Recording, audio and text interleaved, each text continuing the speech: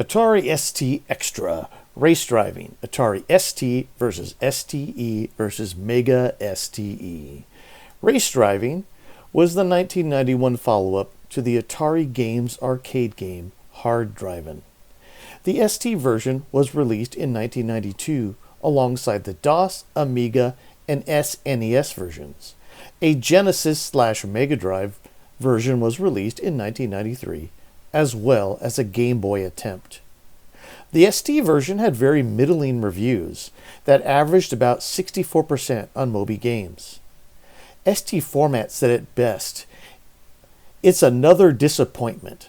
Unfortunately, instead of revamping the entire 3D system, making some brand new tracks, and giving the whole game a facelift, the programmers have opted to simply change a few elements and hope no one realizes." Well, obviously, they realized. One of the reviews that Moby doesn't have is the ST Review Magazine review, and they gave it a whopping 80%. It's faithful to the arcade version, but with very difficult controls, which, after playing it for far too long for this video, I completely agree with. The big question we're trying to tackle in this video is if the STE or Mega STE versions would have made the game more playable. We'll first look at running it in ST mode, then STE mode, and finally Mega STE mode. Atari didn't release the STE with the promised 16 MHz or 256 colors, but it did release the Mega STE with 16 MHz, and this allows us to do a little hypothetical test to see if the 16 MHz and the included cache would have helped with the playability of a game. This video is part of my research series for a long-form documentary I'm producing about the STE computers and why they failed against the Amiga 500. Okay, let's get to the game versions.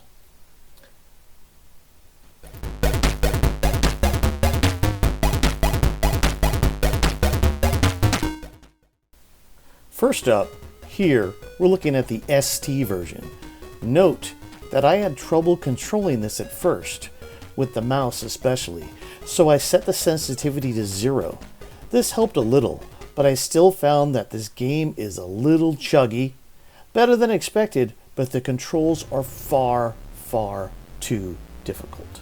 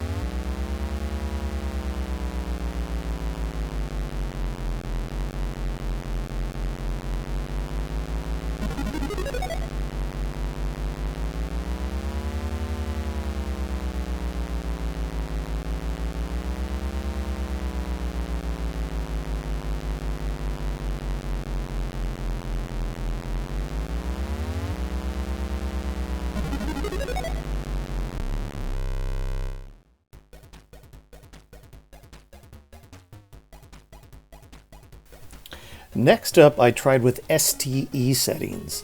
This would only improve the game if the programmers had used the operating system line A drawing functions or programmed in a blitter-specific version. Neither seemed to be the case here, and I was just as much of a disaster at this as I was with the plain ST version. No STE improvements at all.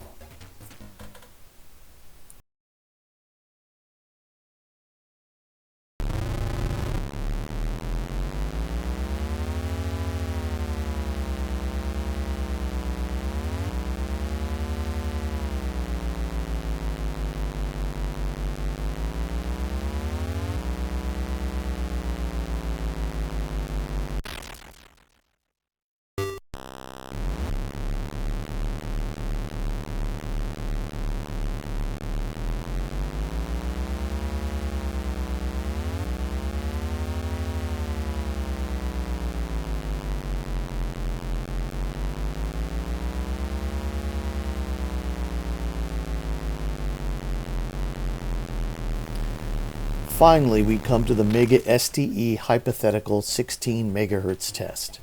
Unless you installed a hardware switch on your machine to make it act like a PC turbo button, selecting 16 MHz might have been impossible back in the day. But in modern times, we can pretty much do what we want. And we want. I want to use this video to research the history of the Atari STE. So we might as well take a look at it as what might have been if Atari had not dropped STE game development to work on Lynx games.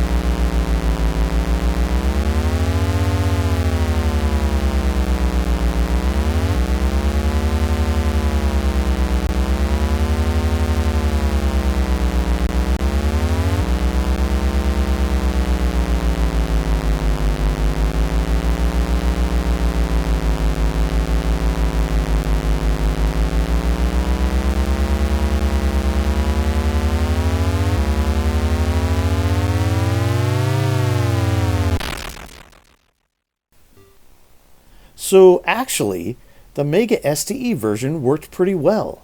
At least for me, the double clock speed seems to make the mouse control very easy. Well, at least easier. And the frame rate seems to be much better. I was actually able to play a little bit more of the track, but ultimately, I still failed. I'm not very good at this game. Next up, let's take a look at all three of them running side by side.